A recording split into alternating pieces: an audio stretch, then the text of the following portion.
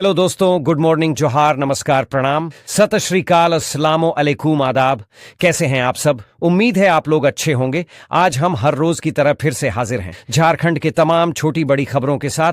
खबरों को शुरू करने से पहले अभी तक आपने B2B news Jharkhand news channel को सब्सक्राइब नहीं किया है तो सब्सक्राइब कर दीजिए ताकि झारखंड में होने वाली तमाम छोटी बड़ी खबरों से खुद को अपडेट रखें और जानकारी से अवगत हो सकें। तो चलिए बात करते हैं आज के तमाम छोटी बड़ी खबरों पर नजर डाल। झारखंड की महिलाओं के लिए एक बड़ी खुशखबरी है। मैया सम्मान योजना के तहत 7,500 रुपये का भुगतान आज से शुरू हो जाएगा। पहले चरण में जनवरी, फरवरी और मार्च महीने की कुल 7,500 रुपये की राशि पहले ही 43 लाख महिलाओं के खाते में ट्रांसफर कर दी गई थी। लेकिन अब उन 20,60,000 महिलाओं को यह राशि मिलेगी जिन्हें पहले चरण में भुगतान नहीं हुआ था। सूत्रों से मिली जानकारी के अनुसार 27 मार्च से इन महिलाओं के खाते में 7,500 रुपये की राशि ट्रांसफर की जाएगी। जिन लाभार्थियों को मैया सम्मान योजना की किस्त नहीं मिली थी, उन्हें अब यह राहत मिलेगी। इसके लिए सरकार ने बैंकिंग प्रक्रिया को तेज किया है ताकि कोई भी पात्र महिला इससे वंचित न रहे। मैया सम्मान योजना को लेकर हाल में 25 मार्च को कैबिनेट में बैठक हुई। इस दौरान वंचित 20,60,000 महिलाओं को लाभ देने पर मंजूरी दी गई है। मार्च तक के किस्त की राशि सरकार महिलाओं के खाते में सीधे जमा करने वाली है। वहीं अप्रैल महीने से किस्त की राशि प्राप्त करने के लिए महिलाओं का डीबीटी चालू होना बेहद जरूरी होगा। झारखंड सरकार ने मैया सम्मान योजना के दूसरे चरण के तहत 20,60,000 महिलाओं को 7,500 रुपये की सहायता राशि देने की घोषणा की है।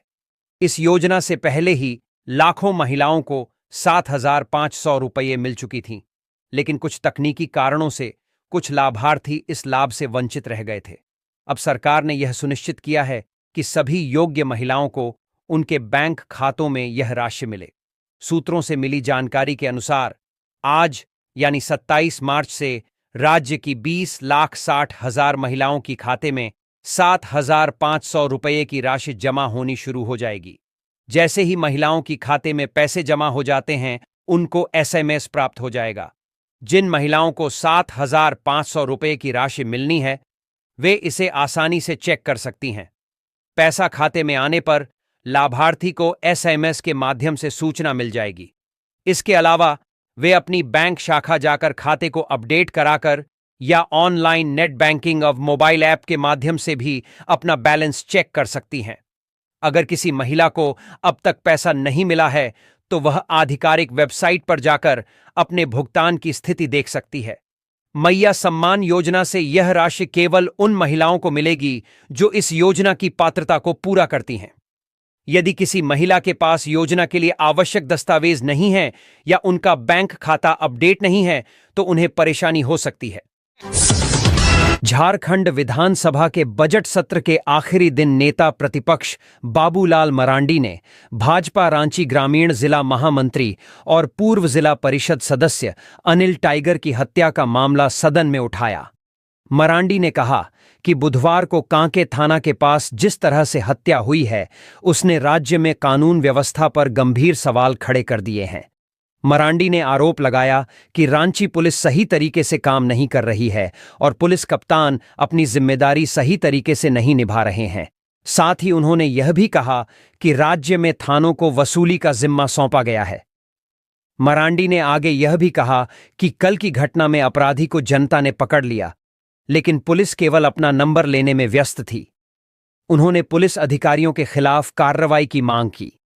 इस पर सरकार की ओर से जवाब देते हुए मंत्री राधाकृष्ण किशोर ने कहा कि अनिल टाइगर की हत्या बेहद दुखद और मर्माहत करने वाली घटना है। उन्होंने भरोसा दिलाया कि इस मामले में कड़ी से कड़ी कार्रवाई की जाएगी। मंत्री ने यह भी कहा कि एक घटना के आधार पर राज्य की कानून व्यवस्था पर सवाल उठाना उचित नहीं है, क्योंकि राज्य में पहले से कहीं अधिक मजबूत कानून व्यवस्था मौजूद है। भाजपा नेता की हत्या के विरोध में JLKM ने किया रामगढ़ में प्रदर्शन। रांची में भाजपा नेता अनिल टाइगर की हत्या के विरोध में रामगढ़ में भी झारखंड लोकतांत्रिक क्रांतिकारी मोर्चा जेएलकेएम पार्टी समर्थकों ने प्रदर्शन किया। वहीं गुरुवार को कोठार ओवरब्रिज के पास राष्ट्रीय राजमार्ग 33 को पार्टी समर्थकों ने जाम कर दिया। जेएलकेएम नेता पनेश्वर महतो, संतोष महतो सहित कई लोगों ने राष्ट्रीय राजमार्ग 33 को जाम कर भाजपा नेता अनिल टाइगर को न्याय दिलाने की मांग कर रहे थे। इस दौरान उन्होंने जामुमो और कांग्रेस गठबंधन की सरकार पर भी टिप्पणी की। उन्होंने कहा कि हेमंत सोरेन की सरकार में हथियारों और अपराधियों का मनोबल काफी बढ़ा हुआ है। दिन दहाड़े लोगों की हत्याएं हो रही हैं। इसके बावजूद अपराधी सलाखों के पीछे नहीं पहुंच पा रहे हैं। पुलिस अपने काम में विफल है और लोग अपनी जान गंवा रहे हैं। आज एक राजनीतिक दल के नेता की हत्या ने न सिर्फ पुलिस की लापरवाही उजागर की है, बल्कि सरकार की उदासीनता भी स्पष्ट कर दी है। रामगढ़ थाना प्रभारी कृष्ण कुमार ने प्रदर्शनकारियों से बात कर जाम को समाप्त कराया। रामगढ़ में लगभग 4 घंटे तक राष्ट्रीय राजमार्ग जाम रहा। सीएम हेमंत सोरेन के सार्थक प्रयास से लगातार मानव तस्करी के शिकार बालक बालिकाओं को मुक्त कराकर उनके घरों में पुनर्वासित किया जा रहा है। इसी कड़ी में महिला एवं बाल विकास विभाग द्वारा संचालित एकीकृत पुनर्वास सह संसाधन केंद्र नई दिल्ली द्वारा मानव तस्करी के शिकार 25 नाबालिग बच्चों को वापस झारखंड पुनर्वासित किया जा रहा है। इन सभी बच्चों की उम्र 12 से 17 वर्ष के बीच है। इनमें से ज्यादातर बच्चियों को एकीकृत पुनर्वास सह संसाधन केंद्र द्वारा दिल्ली पुलिस एवं स्थानीय एनजीओ के सहयोग से दिल्ली एवं दिल्ली से संबंधित राज्यों के विभिन्न स्थानों से रेस्क्यू किया गया है। एकीकृत पुनर्वास सह संसाधन केंद्र नई दिल्ली की नोडल ऑफिसर नचिकेता ने जानकारी देते हुए बताया कि साहेबगंज जिला के 2 मानव तस्कर पूनम मरांडी और ईश्वर तुरी को पकड़ने के दौरान उनके द्वारा बताए गए बच्चों से संबंधित सूचना के आधार पर इन सभी बच्चों को दिल्ली एवं दिल्ली के आसपास के राज्यों से एकीकृत पुनर्वास सह संसाधन केंद्र में कार्यरत राहुल सिंह और निर्मला खलखो के अथक प्रयास के बाद निकाला गया है। ये बच्चे गुरुवार को सुरक्षित सीडीपीओ खूंटी अल्ताफ खान एवं साहेबगंज की सीडीपीओ पूनम कुमारी के नेतृत्व में रांची आ रहे हैं। मालूम हो कि एकीकृत पुनर्वास सह संसाधन केंद्र झारखंड भवन नई दिल्ली का एक अभिन्न अंग है, जिसे महिला एवं बाल विकास विभाग झारखंड सरकार द्वारा संचालित किया जाता है। यह सारी कार्यवाही झारखंड भवन के स्थानिक आयुक्त अरवा राजकमल के निर्देश पर की गई है। बता दें कि महिला एवं बाल विकास विभाग मानव तस्करी के मामले में बहुत ही संवेदनशील है। उसी का परिणाम है कि झारखंड के तस्करी के शिकार सैकड़ों बच्चों को झारखंड में अब तक पुनर्वासित किया गया है एवं उन्हें झारखंड सरकार के कई योजनाओं का लाभ भी दिया गया है। महिला एवं बाल विकास विभाग के सचिव मनोज कुमार एवं निर्देशक किरण कुमारी पासी द्वारा सभी जिलों के जिला समाज कल्याण पदाधिकारी एवं जिला बाल संरक्षण पदाधिकारी को आदेश दिया गया है कि ऐसे मामले के संज्ञान में आते ही तुरंत ही टीम बनाकर नई दिल्ली रवाना किया जाए। अग्रतर कार्यवाही करते हुए बच्चों को सुरक्षित तरीके से उनके घरों में पुनर्वासित करते हुए झारखंड सरकार द्वारा संचालित विभिन्न योजनाओं का उन्हें लाभ दिया जाए। साथ ही इन बच्चों की सतत निगरानी भी की जाए। वहीं एकीकृत पुनर्वास सह संसाधन केंद्र के राहुल सिंह एवं श्रीमती निर्मला खलखो द्वारा यह बताया गया कि हमारा एक टोल फ्री नंबर 1582 है, जिसके माध्यम से भी झारखंड की तस्करी के शिकार बच्चों की सूचना प्राप्त होती है। इन रेस्क्यू किए गए बच्चियों की काउंसलिंग की जाएगी एवं उनके घर का एड्रेस निकाला जाएगा और संबंधित जिले के सीडीपीओ के माध्यम से बच्चों का होम वेरिफिकेशन कराया जाएगा। फिर इन बच्चों को साहिबगंज, घोड्डा, खूंटी जिले के जिला समाज कल्याण पदाधिकारी द्वारा पुनर्वासित किया जाएगा। भाजपा नेता और बजरंग दल के कांके मंडल अध्यक्ष अनिल महतो उर्फ अनिल टाइगर का आज उनके पैतृक गांव सुकुरहुटू के गागी स्थित खड़गा गांव में अंतिम संस्कार किया गया। इस मौके पर कांके विधायक सुदेश बैठ, एमएलए ममता देवी, विधायक राजेश कच्छप, पूर्व सांसद राम टहल चौधरी, विधायक समरी लाल, अजसू सुप्रीमो सुदेश महतो, पूर्व मुख्यमंत्री और राज्यपाल रघुवर दास सहित भाजपा के हजारों कार्यकर्ता और समर्थक शामिल हुई। सभी ने नम आंखों से अनिल टाइगर को अंतिम विदाई दी। मौके पर पूर्व मुख्यमंत्री और राज्यपाल रघुवर दास ने कहा कि इस मामले में तथ्य जनता के सामने आना चाहिए। जो भी दोषी है उस पर कठोर से कठोर कार्रवाई होनी चाहिए। इस तरह के केस को फास्ट ट्रैक कोर्ट में चलकर जल्द से जल्द इसका निष्पादन करना चाहिए ताकि दूसरा कोई इस तरह का दुस्साहस करने का प्रयास न कर सके। उन्होंने राज्य सरकार पर सवाल खड़ा करते हुए कहा कि यह कैसी राजधानी है जहां हर 2 दिन पर एक हत्या होती है। कहां है कानून व्यवस्था? सरकार को यह इसकी चिंता करनी चाहिए। मैं यह सरकार को सलाह दूंगा कि रांची, धनबाद, जमशेदपुर, हजारीबाग क्षेत्र में पुलिस कमिश्नरी की व्यवस्था की जाए ताकि कानून व्यवस्था दुरुस्त रहे। किसी भी राज्य सरकार की पहली जिम्मेदारी होती है आम जनता की सुरक्षा, और मैं मानता हूं कि इस राज्य में राज्य की जनता अपने राज्य में अपने आप को आज असुरक्षित महसूस कर रही है क्योंकि दिन दहाड़े ही यहां लोगों की हत्या हो रही है। 12 साल से बन रहा अस्पताल अब तक नहीं हुआ पूरा। दशरथ गगरई झारखंड विधानसभा में आज यानी बजट सत्र के अंतिम दिन विधायक दशरथ गगरई ने सदन में कहा कि 12 साल से बन रहे अस्पताल का काम अब तक पूरा नहीं हुआ। सरकार इसे जल्द से जल्द पूरा कराए। 500 बेड वाला यह अस्पताल सरायकेला खरसांवा के आमदा में गैर सरकारी संकल्प के तहत बन रहा है। इसका जवाब देते हुए मंत्री इरफान अंसारी ने सदन में कहा कि 2011 में इसका निर्माण कराया जाना था, लेकिन जमीन का क्लियरेंस नहीं मिल पाया था। 153 करोड़ से लागत बढ़कर आज 553 करोड़ रुपए हो गया है। समीक्षा के बाद इसे दोबारा बनवाया जाएगा। वहीं जिगा सुसारण होरो ने सदन में कहा कि गुमला जिले के भरनो प्रखंड में जमीन का ऑनलाइन पंजीकरण हाल सर्वे 1994 के आधार पर किया जा रहा है, लेकिन इस प्रक्रिया में कई त्रुटियां सामने आई हैं जिससे रैयतों को ऑनलाइन पंजीकरण में कठिनाइयों का सामना करना पड़ रहा है।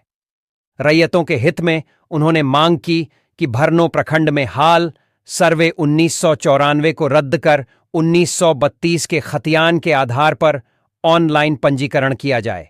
इसका जवाब देते हुए मंत्री दीपक बिरुआ ने सदन में कहा कि गुमला में जहां 1994 का सर्वे चल रहा है उसकी समीक्षा की जाएगी।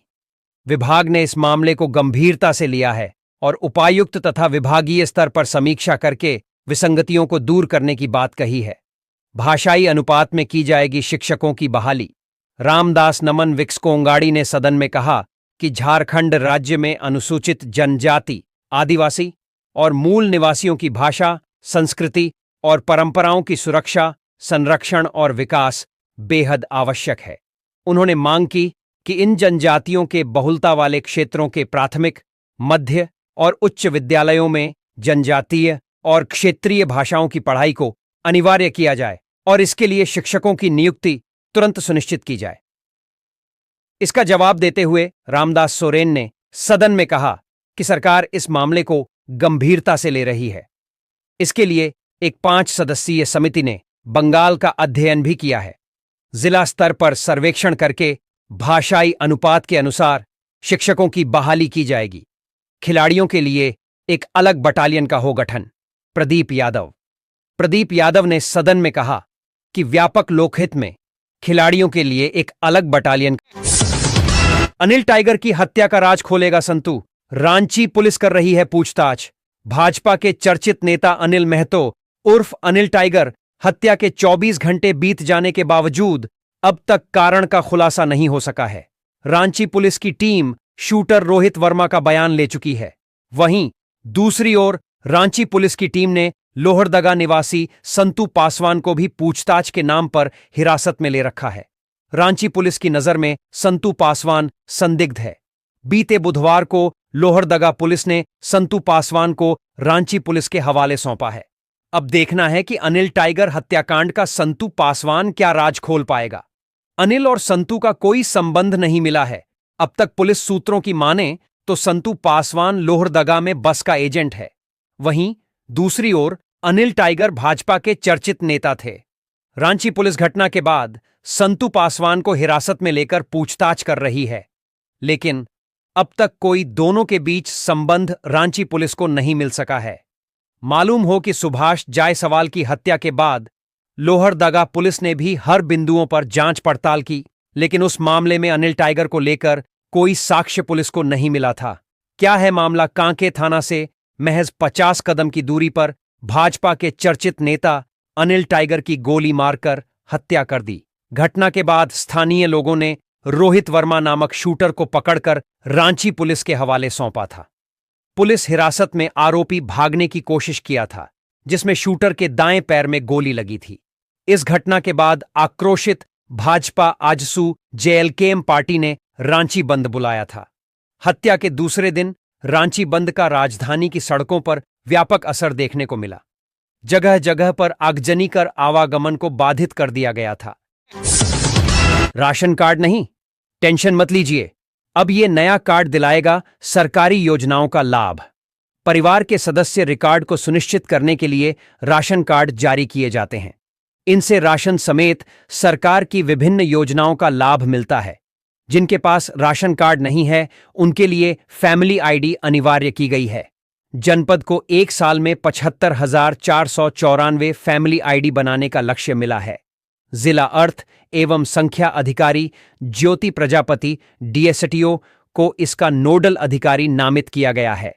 राशन कार्ड सभी को जारी नहीं किए जाते हैं।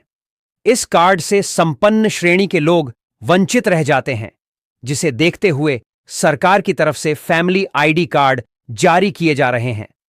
फैमिली आईडी कार्ड से पात्र परिवारों को विभिन्न योजनाओं का लाभ प्राप्त कराना आसान होगा। यह कार्ड 12 अंकों का होगा, जिसमें पूरे परिवार का विवरण होगा।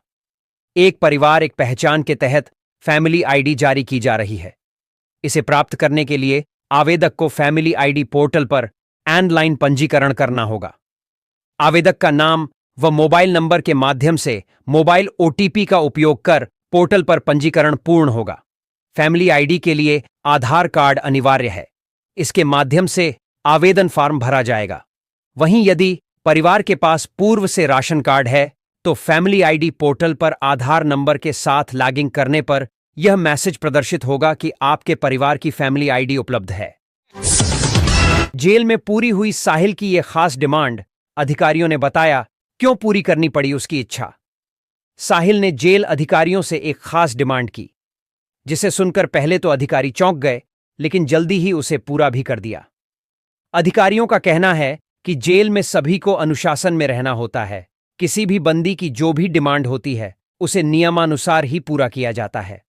मेरठ की जेल में बंद साहिल और मुस्कान की रोज कोई ना कोई कहानी सामने आ रही है। सलाखों के पीछे पहुंचने से पहले से ही दोनों ड्रग्स एडिक्ट है, लेकिन जेल में अब उनकी स्थिति सुधर रही है। दोनों को अलग अलग बैरक में रखा गया है।